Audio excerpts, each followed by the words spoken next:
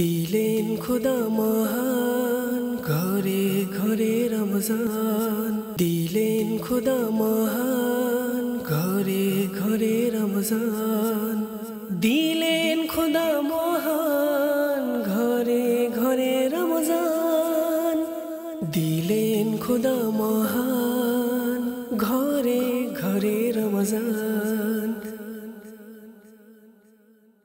আলহামদুলিল্লাহি রাব্বিল আলামিন ওয়াসসালাতু ওয়াসসালামু আলা সাইয়্যিদিল মুরসালিন আম্মা বা'দ ফাআউযু বিল্লাহি মিনাশ শাইতানির রাজীম বিসমিল্লাহির রহমানির রহিম।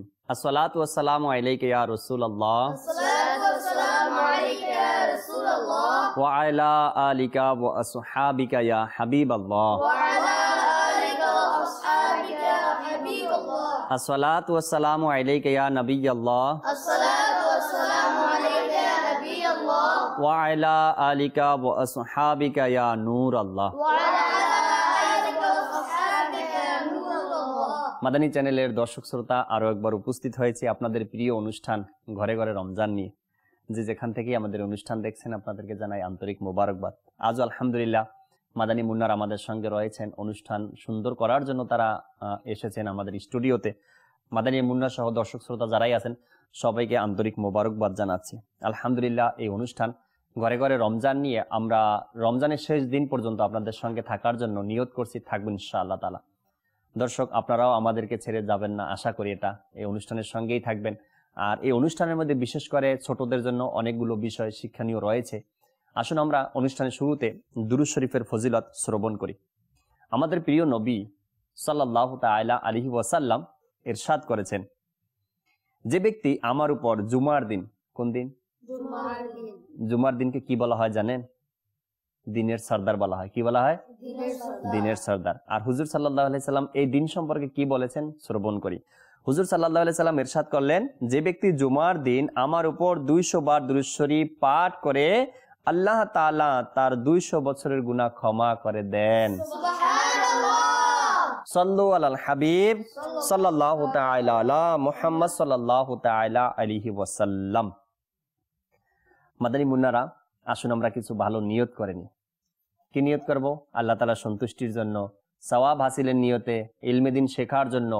আর এই যে এখানে আমরা বসলাম, নেকির দাওয়াত মাদানী চ্যানেলের মাধ্যমে মানুষের কাছে কাছে পৌঁছে দেওয়ার জন্য অনুষ্ঠানের শুরু থেকে শেষ পর্যন্ত অংশগ্রহণ করব ইনশাআল্লাহ তাআলা। দর্শক যারা আছেন আপনারাও নিয়ত করে নিন, অনুষ্ঠানের শেষ পর্যন্ত আমাদের সঙ্গেই থাকবেন।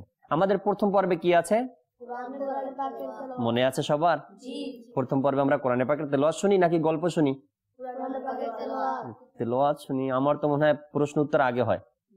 হ্যাঁ, আচ্ছা, আগে কি হয়? কোরআনে পাকের তেলাওয়াত। এই পর্বে আমরা শুনবো কোরআনে পাকের তেলাওয়াত। কোন মাদানী মুন্না শোনাবেন? সবাই তো অনেক খুশিতে তেলাওয়াত শোনাতে চান, কিন্তু কার থেকে শুনবো? ফাহিম ভাই তেলাওয়াত শুনিয়েছেন আমাদেরকে, শুনান নাই তেলাওয়াত? আজকে শোনাবেন? ঠিক আছে ইনশাআল্লাহ। দর্শক শ্রোতা, আসুন আমরা ফাহিম আত্তারি ভাই থেকে কোরআনে পাকের তেলাওয়াত শুনবো। আদব রক্ষার জন্য আর সম্মানের জন্য কোরআনে পাকের তেলাওয়াত আমরা শ্রবণ করব। আমিও নিচে বসে যাই, আপনারাও খুব মনোযোগ সহকারে তেলাওয়াত শ্রবণ করুন। আমরা ফাহিম আত্তারি ভাই থেকে তেলাওয়াত শুনবো। এটাই বললাম যে তেলাওয়াতের সম্মানে অর্থাৎ আদব রক্ষার্থে আমিও নিচে বসে যাব, ফাহিম ভাই আমাদেরকে তেলাওয়াত শোনাবেন। সাল্লু আলাল হাবিব সাল্লাল্লাহু তাআলা আলা মুহাম্মদ সাল্লাল্লাহু তাআলা আলাইহি ওয়াসাল্লাম। কোন সূরা থেকে তেলাওয়াত শোনাবেন? সূরাতুল কলম। ও সুবহানাল্লাহ, 29 পারা না? মাশাআল্লাহ, 29 পারা সূরা মুলকের পরে যে সূরা, এই সূরা থেকে আপনি আমাদেরকে কোরআনে পাকের তেলাওয়াত শোনাবেন। ভেরি গুড জি। আউযু বিল্লাহি মিনাশ শাইতানির রাজীম। বিসমিল্লাহির রহমানির রহিম। নুন ওয়াল কলামি ওয়া মা ইয়াসতুরুন। মা আনতা বিনি'মাতি রাব্বিকা বিমাজনুন। ওয়া ইন্না লাকা লাআজরান গায়রা মামনুন। ওয়া ইন্নাকা লা'আলা খুলুকিন আযীম। فستبصر ويبصرون بأيكم المفتون صدق الله العظيم وصدق رسوله النبي الحبيب الكريم صلوا على الحبيب সাল্লাল্লাহু তাআলা আলা মুহাম্মদ সাল্লাল্লাহু আলাইহি সাল্লাম। সুবহানাল্লাহ। ফাহিম ভাই আমাদেরকে তেলাওয়াত শুনিয়েছে না, খুব সুন্দর তেলাওয়াত, তাই না? অনেক সুন্দর। আর দর্শক শ্রোতা, আপনাদেরকে বলবো কোরআনুল কারীমের 29 পারায় যে সূরা মুলক রয়েছে, সূরা মুলকের পরে যে সূরাটা, এই সূরা আমরা তেলাওয়াত শুনলাম। অনেক সময় অনেকে অন্য নামেও ডাকে, আর আমার ফাহিম ভাই বলল সূরা কলাম। মাশাআল্লাহ। আর এই সূরা যখন আপনি এর শানে নুজুল পড়বেন, যখন আপনি এর তর্জমা পড়বেন, আমার তো এটা আত্মবিশ্বাস যেন আপনার অন্তর খুশিতে মদিনা মদিনা হয়ে যাবে। এই সূরার মধ্যে জানি না মাদানী মুন্নারা এর তর্জমা শুনছেন কিনা আপনারা, এই সূরার মধ্যে আল্লাহ নবীর শান ও মান ব্যাপারে আল্লাহ তাআলা এত সুন্দর বয়ান করেছেন না, শোনার মতো। দর্শককে আমি অনুরোধ করব কানজুল ঈমান আপনার ঘরে নিন। আর কানজুল ঈমান যে তাফসিরের কিতাব বা অনুবাদ রয়েছে, কোরআনের অনুবাদ কানজুল ঈমান, এটার মধ্যে সূরা এই কলামের খুব সুন্দর অনুবাদ করা হয়েছে, পড়ার মতো, জানার মতো, শোনার মতো, বোঝার মতো। আল্লাহ তাবারক ওয়া তাআলা এই সূরার মধ্যেই ইরশাদ করেছেন, অনেকটা এরকমের সারাংশ বলছি, যে হুজুর সাল্লাল্লাহু আলাইহি সাল্লামের আখলাক মোবারক নিয়ে, চরিত্র মোবারক নিয়ে এত সুন্দরভাবে ওখানে আয়াতে কারিমা নাজিল হয়েছে। তো আমরা চেষ্টা করি কানজুল ঈমান ঘরে রাখার জন্য, আর কোরআনের এই অনুবাদকে জানার জন্য আল্লাহ তাবারক ওয়া তাআলা কোরআনে পাকের মধ্যে আমাদের জন্য কি বলেছেন। আচ্ছা, আমরা তো প্রথম পর্বের কোরআনে পাকের তেলাওয়াত শ্রবণ করলাম, দ্বিতীয় পর্বে কি আছে? একটি ঘটনা। সত্যি জি শুনবেন আজকের ঘটনা কি আছে? শোনাবো জি ইনশাআল্লাহ তাআলা। দর্শক আসুন আমরা মাদানী মুন্না থেকে আজকের যে ঘটনা আছে, আমরা আজকের ঘটনা শ্রবণ করি, দেখি আজকের ঘটনার মধ্যে কি আসে মাদানী মুন্নাদের জন্য। সাল্লু আলাল হাবিব সাল্লাল্লাহু তাআলা আলা মুহাম্মদ সাল্লাল্লাহু। আজ আমি আপনাদেরকে যে ঘটনা শোনাবো, এটা হলো রোজা ফরজ হওয়ার কারণ কি। বুঝেন নাই? এই যে রমজান মাস, আমরা সবাই জানি না রমজান মাস মুসলমানদের জন্য রোজা রাখা ফরজ। রোজা ফরজ হওয়ার কারণ কি, এটা তো জানা দরকার আছে না? আচ্ছা দেখেন, আমরা মাদ্রাসায় লেখাপড়া করি না, আমরা যদি না জানি যে রোজা কেন ফরজ হলো, এটা যদি না জানি তো খারাপ না বিষয়টা? যখন বাড়িতে গেলাম, এখন তো কেউ আপনাদেরকে প্রশ্ন করবে না বা জিজ্ঞাসা করবে না। যখন বড় হবেন না, তখন আপনার আত্মীয় স্বজন, বন্ধু বান্ধব জানার জন্য হলেও কেউ আপনাকে জিজ্ঞাসা করবে, আচ্ছা রোজা ফরজ হওয়ার কারণ কি? যদি বলতে না পারি, এটা শরম না? তখন বলবে মাদ্রাসায় পড়ো, রোজা কেন ফরজ হলো তাও জানো না। এখন আমরা এটা জানবো নিজে শেখার জন্য, অন্যকেও শেখানোর জন্য, ঠিক আছে ইনশাআল্লাহ। আর এই আজকের ঘটনা থেকে কি করবো, আপনাদেরকে প্রশ্ন করা হবে, ঠিক আছে? উত্তর দিতে হবে কিন্তু। আসুন আমরা আজকের ঘটনা শ্রবণ করি। ইসলামে অধিকাংশ আমলই কোনো না কোনো হৃদয় মাতানো ঘটনার স্মরণকে সতেজ করার জন্য নির্ধারণ করা হয়েছে।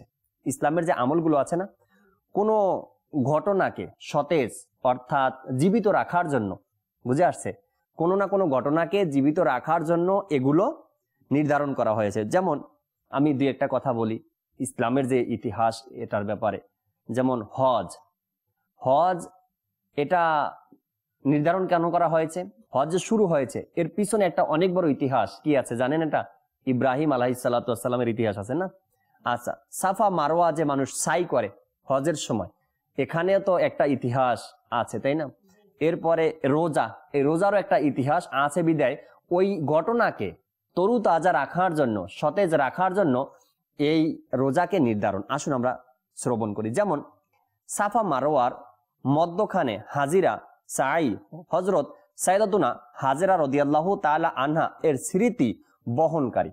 সাফা মারওয়া যে মানুষ সাই করে না হজের সময়, দেখবেন দৌড়দৌড়ি করে, অনেক সময় মাদানী চ্যানেলও দেখানো হয়। এটা কার স্মৃতি ছিল? হাজেরা রাদিয়াল্লাহু তাআলা আনহার। আচ্ছা, এটা আমাদেরকে স্মরণ রাখতে হবে। এই যে সাফা মারওয়াতে আমরা হাজিরা যারা যায়, তারা যে সাই করে, এটা কার স্মৃতি? হাজেরা রাদিয়াল্লাহু তাআলা আনহার। আচ্ছা, তিনি রাদিয়াল্লাহু তাআলা আনহা তার কলিজার টুকরা হযরত সাইয়েদনা ইসমাইল আলাইহিস সালাতু ওয়াস সালাম এর জন্য পানির সন্ধানে এই দুটি পাহাড়ের মাঝখানে 7 বার আসা যাওয়া করেছিলেন, অর্থাৎ দৌড়িয়েছিলেন। আল্লাহ তাআলার নিকট হযরত সাইয়েদাতুনা হাজেরা রাদিয়াল্লাহু তাআলা আনহা এর এই কাজটি খুবই পছন্দ হয়েছে। তাই এই সুন্নতে হাজেরা রাদিয়াল্লাহু তাআলা আনহাকে আল্লাহ তাআলা স্থায়িত্ব দানের জন্য হজ ও উমরা পালনকারীদের জন্য সাফা মারওয়ার সাইকে ওয়াজিব করে দিয়েছেন। চিন্তা করা যায়, হাজেরা রাদিয়াল্লাহু তাআলা আনহার এই দৌড়াদৌড়িটা অর্থাৎ তার সন্তানের জন্য এই পাহাড়ে গেলেন, পানি পেলেন না, আবার এই পাহাড়ে আসলেন, আবার এই পাহাড়ও পানি পেলেন না, আবার এই পাহাড়ে আসলেন। আল্লাহ তাআলার দরবারে তার এই কাজটা খুবই পছন্দ হয়েছে। আর পছন্দ হওয়ার কারণেই আল্লাহ তাবারক ওয়া তাআলা এটা হজ আর উমরা পালনকারীদের জন্য কি করেছেন? ওয়াজিব করে দিয়েছেন। বুঝে আসছে? অনুরূপভাবে রমজানুল মুবারকে কিছু দিন আমাদের প্রিয় নবী মক্কি মাদানী মুস্তাফা সাল্লাল্লাহু তাআলা আলাইহি ওয়াসাল্লাম হেরা পর্বতের গুহায় অতিবাহিত করেছিলেন। তখন হুজুরপুর নূর সাল্লাল্লাহু তাআলা আলাইহি ওয়াসাল্লাম দিনের বেলায় পানাহার থেকে বিরত থাকতেন। যখন এই রমজানুল মুবারকে হুজুর আকরাম সাল্লাল্লাহু আলাইহি সাল্লাম হেরা গুহায় অতিবাহিত করেছিলেন কিছুদিন, তখন আমার নবী দিনের বেলায় পানাহার করতেন না, অর্থাৎ পানাহার থেকে বিরত থাকতেন, আর রাতে আল্লাহ তাআলার জিকিরে লিপ্ত থাকতেন। তাই আল্লাহ তাআলা ওই দিনগুলোর স্মরণকে সতেজ রাখার জন্য রোজা ফরজ করে দিয়েছেন, যেন তার প্রিয় হাবিব সাল্লাল্লাহু তাআলা আলাইহি ওয়াসাল্লামের সুন্নাত স্থায়ী হয়ে যায়। বুঝে আসছে? রোজা ফরজ হওয়ার কারণ কি? আমার নবী সাল্লাল্লাহু আলাইহি ওয়াসাল্লাম এই রমজান মাসে হেরা গুহায় তিনি সাল্লাল্লাহু আলাইহি সাল্লাম দিনের বেলায় পানাহার থেকে বিরত থাকতেন, আর রাতের বেলায় আল্লাহ তাআলার ইবাদত করতেন। আর আল্লাহ তাআলার দরবারে এই হেরা গুহার এই আমার নবীর ইবাদত, আমার নবীর রিয়াজত আমার আল্লাহ তাআলার দরবারে খুবই পছন্দনীয়। আর এই কারণে আল্লাহ চাইলেন যে আমার প্রিয় হাবিবের এই আমলটা, এই কাজটা যেন স্থায়িত্ব হয়ে যায়, দীর্ঘদিন চলে, মানুষের মাঝে যেন এটা প্রচলন হয়ে যায়। এই কাজটা, এই ঘটনাটা সতেজ রাখার জন্য আল্লাহ তাবারক ওয়া তাআলা কি করলেন? এই দিনগুলোতে মানুষের উপর রোজা রাখা ফরজ করে দিলেন। আমরা কি বুঝতে পারছি রোজা কেন ফরজ হলো? বুঝতে পারছি? আল্লাহ বোঝার তৌফিক দান করুক। আজকের ঘটনা এটাই ছিল, রোজা ফরজ হওয়ার কারণ। বুঝে আসছে? প্রশ্ন পালা। তৃতীয় পর্বে কি আছে? প্রশ্ন উত্তর। তৃতীয় পর্বে কি? আজকের অনুষ্ঠানের প্রশ্নগুলো খুব কঠিন হবে, কিন্তু উত্তর দিতে পারবেন ইনশাআল্লাহ তাআলা। তবে আশা করি সকল মাদানী মুন্না খুব মন দিয়ে আজকে শুনেছেন রোজা ফরজ হওয়ার কারণ কি। ঠিক আছে, প্রশ্ন করব। আগে ডান দিক থেকে ডান দিকের মাদানী মুন্নাদেরকে প্রশ্ন করব, এরপরে বাম দিকের মাদানী মুন্নাদেরকে প্রশ্ন করব। আসুন আমরা ঘটনা থেকে আজকে কি করি, ঘটনা থেকে প্রশ্ন শুরু করি। রেডি আছেন আপনারা? ইনশাআল্লাহ তাআলা। আজ যে আমরা ঘটনা শ্রবণ করলাম রমজানুল মুবারকের রোজা ফরজ হওয়ার কারণ, এখানে একজন পবিত্র মহিলার আলোচনা করা হয়েছে।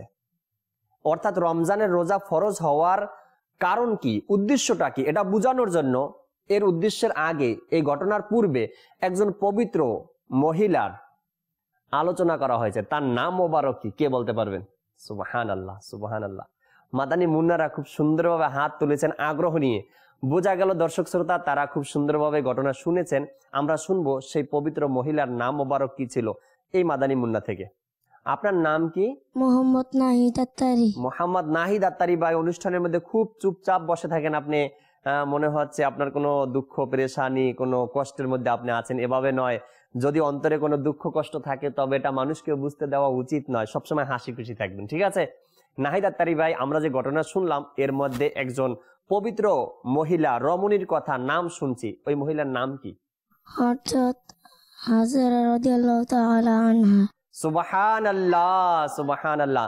হযরত সাইয়্যিদাতুনা হাজেরা রাদিয়াল্লাহু তাআলা আনহা, তার ইতিহাস আমরা শ্রবণ করলাম, তাই না? দ্বিতীয় প্রশ্ন আপনাদেরকেই, অর্থাৎ ডান দিকে যারা আছেন আপনাদেরকে। আজ আমরা ঘটনা যে শ্রবণ করলাম রোজা ফরজ হওয়ার ব্যাপারে, কেন রোজা ফরজ হলো, এই ঘটনার মধ্যে আমরা দুটি পাহাড়ের নাম শুনলাম, যে পাহাড়কে হজ পালনকারীরা আর উমরা পালনকারীরা এরা এই পাহাড় ছাই করে, অর্থাৎ এক পাহাড় থেকে আর এক পাহাড়ে আসা যাওয়া করে। ওই পাহাড় দুটির নাম কে বলতে পারবেন? কি নাম? সুবহানাল্লাহ। খুব পরিচিত, খুব পরিচিত পাহাড় দুটি। আমার মনে হয় মুসলমানদের মধ্যে খুব কম সংখ্যা আছে যারা এই পাহাড় সম্পর্কে জানে না। হজের মাস আসলে তো আরো বেশি চর্চা হয় পাহাড় দুটির। কে বলবেন? আমরা আজ ফাহিম রাজা আত্তারি ভাই থেকে পাহাড় দুটির নাম শুনবো। জি, ফাহিম রাজা আত্তারি ভাই। সাফা মারুয়া। সুবহানাল্লাহ, জোরে কি বলবো? সুবহানাল্লাহ। ফাহিম রাজা ভাই অনেক ধন্যবাদ আপনাকে, খুব সুন্দর উত্তর আপনি দিয়েছেন। সাফা মারোয়া দুটি পাহাড়, যখন হজ আর উমরা পালনকারীরা যায় তখন এই পাহাড় দুটিকে সাই করে। মাশাআল্লাহ। মাদানী চ্যানেলের দর্শক শ্রোতা, খুব সুন্দর উত্তর আমরা পেয়েছি আমার হাতের ডান দিকে যারা মাদানী মুন্না রয়েছেন তাদের থেকে। এবার হাতের বাম দিকে যারা আছেন আপনার পালা, উত্তর দিবেন আপনারা? কয়টা প্রশ্নের উত্তর দিবেন? দুটি দিবেন, বেশি দিবেন না তো? ঠিক আছে, বেশি করব না আপনাদেরকে, কেননা অনুষ্ঠানের একটা সময় নির্ধারণ আছে না, এই সময়ের মধ্যে আমাদেরকে শেষ করতে হবে। দুটি প্রশ্ন আপনাদেরকে করবেন ইনশাআল্লাহ তাআলা। রমজানুল মোবারক এই যে মুসলমানদের উপর ফরজ হয়েছে, এর কারণ শুনতে গিয়ে আমরা হুজুর আকরাম সাল্লাল্লাহু তাআলা আলাইহি ওয়াসাল্লাম একটি গুহার মধ্যে অবস্থান নিয়েছিলেন। ওই গুহার নাম কি, কে বলতে পারবেন? আল্লাহ আল্লাহ, সুবহানাল্লাহ। সব মাদানী মুন্না হাত তুলেছেন, আমরা কার থেকে শুনবো? সবার শেষে যিনি আছেন আব্দুর রহমান হোজাইফা আত্তারি ভাই আমাদেরকে আজকে এই প্রশ্নের উত্তর দিবেন। হুজুর আকরাম সাল্লাল্লাহু তাআলা আলাইহি ওয়াসাল্লাম কোন গুহার মধ্যে অবস্থান করেছিলেন? জি, হেরা গুহা। সুবহানাল্লাহ, হেরা গুহার মধ্যে হুজুর আকরাম সাল্লাল্লাহু আলাইহি ওয়াসাল্লাম অবস্থান নিয়েছিলেন, আর সেখানে দিনের বেলায় পানাহার থেকে বিরত ছিলেন, রাতের বেলায় আল্লাহ তাআলার ইবাদতে মশগুল ছিলেন। আপনাদের জন্য দ্বিতীয় প্রশ্ন, আমার হাতের বামে যারা আছেন, এবং শেষ প্রশ্ন, ঠিক আছে? রমজানুল মোবারক যখন আসে, রমজানের চাঁদ দেখা যায়, তাই না? চাঁদ দেখার জন্য সবাই বেদিব্যস্ত হয়ে যায়। আর যেদিনকার চাঁদ উঠে আকাশে, রমজানের চাঁদ উঠে, ওদিন থেকে তারাবি শুরু হয়, তাই না? রমজানের চাঁদ যেদিনকে উঠে ওদিন থেকে তারাবি শুরু হয়। রমজান মাসে তারাবি যে আমরা আদায় করি, এই তারাবি কত রাকাত, কে বলতে পারবেন? হাত তুলবেন। মাদানী মুন্নারা সবাই হাত তুলেছেন, কিন্তু দর্শক শ্রোতা অনেকেরই প্রশ্ন আসে আমাদের কাছে, রমজানে আমরা কত রাকাত তারাবি নামাজ আদায় করব? কেউ বলে 12 রাকাত, কেউ বলে 8 রাকাত, কেউ বলে 20 রাকাত। দাওয়াত ইসলামের মাদানী মুন্না থেকে আমরা শুনবো যে রমজানুল মোবারকের কত রাকাত তারাবি নামাজ আমরা আদায় করব। জি, আজকের প্রশ্ন আমাদের খুরশেদ ভাই দিবেন। জি খুরশেদ ভাই, রমজানুল মোবারকের তারাবি কত রাকাত? রমজানুল মুবারকের তারাবি 20 রাকাত। সুবহানাল্লাহ, রমজানুল মোবারকের তারাবি 20 রাকাত। মাদানী চ্যানেলের দর্শক শ্রোতা, আলহামদুলিল্লাহ, মাদানী মুন্না তো মাদানী মুন্না হয়ে থাকে, তারপরেও এরা খুব চেষ্টা করেন সঠিক উত্তর দেওয়ার জন্য, কেননা হাজার নয় লক্ষ লক্ষ দর্শক মাদানী চ্যানেলের সামনে থাকে। আর যদি তারা প্রশ্নের উত্তর সঠিকভাবে না দিতে পারেন, তবে হয়তো বা শরম পাবে, তারা লজ্জা পাবে, প্রশ্নের উত্তর আমি দিতে পারলাম না। মাদানী মুন্নারা খুব চেষ্টা করেন উত্তর দেওয়ার জন্য। হয়তো বা আপনার ঘরে যারা আছে তারাও খুব আগ্রহ সহকারে, ভালোবাসা নিয়ে, মহাব্বত নিয়ে, মনের আনন্দ নিয়ে ঘরে ঘরে রমজান অনুষ্ঠান দেখে আসছেন, আলহামদুলিল্লাহ। আর আমরা চেষ্টা করছি এই মাদানী মুন্নাদেরকে সাথে নিয়ে রমজানের শেষ দিন পর্যন্ত এই অনুষ্ঠান নিয়েই আপনাদের সাথে থাকবেন ইনশাআল্লাহ। দর্শক শ্রোতা, আলহামদুলিল্লাহ, আমার কাছে তো খুবই ভালো লাগে। মাদানী মুন্না, আপনাদের কাছে কেমন লাগে? আমাদের অনুষ্ঠানের নাম জানি কি? আবার ঘরে ঘরে রমজান। যখন দর্শক শ্রোতা দেখবে না, নাম দেখবে শুধু ঘরে ঘরে রমজান, অবাক হয়ে যাবে, কি এটা আবার কোন অনুষ্ঠান আসলো, ঘরে ঘরে রমজান। ঠিক আছে, যখন আপনাদেরকে দেখবে তখন আসলে তারা অনেক মজা নিয়ে, অনেক আনন্দ নিয়ে অনুষ্ঠান দেখবে, তাই না? আল্লাহ তাবারক ওয়া তাআলা ঘরে ঘরে রমজান নিয়ে আমাদেরকে রমজানের শেষ দিন পর্যন্ত থাকার তৌফিক দান করুক। দর্শক শ্রোতা, আগামীকাল একই সময় আবারও এই অনুষ্ঠান নিয়ে আপনাদের সামনে উপস্থিত হব। সে পর্যন্ত মাদানী চ্যানেলের সঙ্গেই থাকুন। সাল্লু আলাল হাবিব সাল্লাল্লাহু তাআলা আলা মুহাম্মদ সাল্লাল্লাহু তাআলা আলাইহি ওয়াসাল্লাম। দিলেন খোদা মহান ঘরে ঘরে রমজান, দিলেন খোদা মহান ঘরে ঘরে রমজান, দিলেন খোদা মহান ঘরে ঘরে রমজান, দিলেন খোদা মহান।